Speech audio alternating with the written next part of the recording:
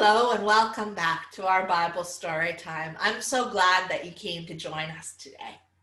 Each day we're reading stories from the Lectionary Story Bible, which is by Ralph Milton, and I'm so grateful that Ralph gave his permission for us to use his stories and share them with one another. Today we're reading A Seed Planted in the Ground, and it's based on the Gospel of John, chapter 12, verses 20 to 33. It's very hard to explain, said Jesus. Jesus and his friends were in the city of Jerusalem. They were getting ready for the Passover, a very important time for Jewish people. It was the time when they remembered how God had helped the Jewish people get out of Egypt. But Jesus' friends were feeling very sad because Jesus kept telling them that the soldiers might come and take him away and that he might die. The soldiers think I want to be a king, and that's why they want to kill me.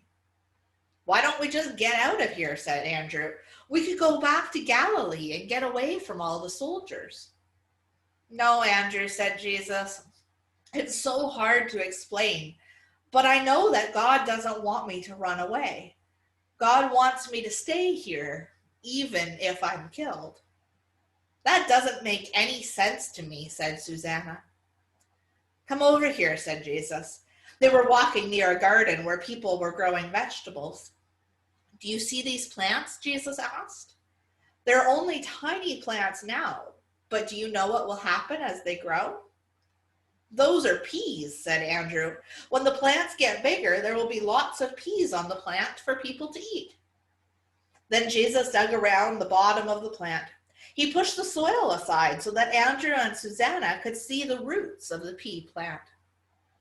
Oh, look, said Susanna. You can see the pea they put into the ground. It's attached to the roots, but it looks kind of old and moldy. That pea is dead, said Jesus. The person who planted this garden put that pea into the ground.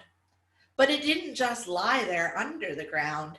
It sent out little roots down into the ground and a little plant up through the top of the ground. Then the plant got bigger and bigger. Wow, said Andrew. They put one little pea into the ground and soon they will have a whole bunch of peas. And that's the way it is with beans and carrots and lettuce, laughed Susanna. A tiny seed makes a whole lot of good food. Right, said Jesus. But notice, Andrew, that the pea that started this new plant is dead. It had to die so that there could be more peas. And now I know why you showed us this plant. Susanna wasn't laughing anymore. You have to die so that something even bigger can live. Jesus took Susanna's hand and looked deeply into her eyes. This is very hard for you, Susanna. And it's very hard for me. It is very hard for all of us. Jesus looked over to Andrew, who was almost crying. It's very hard for you too, isn't it, Andrew? Andrew nodded. He couldn't say anything. I don't really understand this myself, said Jesus. I just know that God does not want me to run away. I know that if God can make a whole pea plant grow from one little seed that dies, God can make something wonderful happen if the soldiers come and kill me. I wish we could go back to Galilee, said Susanna. There were tears in her eyes. So do I, said Jesus, but I can't, and I really need my friends to stay with me. I need my friends to help me not run away. I need my friends to help me be strong. We'll stay with you, said Susanna. Andrew put his hand on Jesus' shoulder. Me too, he whispered. Sometimes there's some really hard to understand stories in our Bible. Sometimes they're really sad stories, like the one where Jesus dies.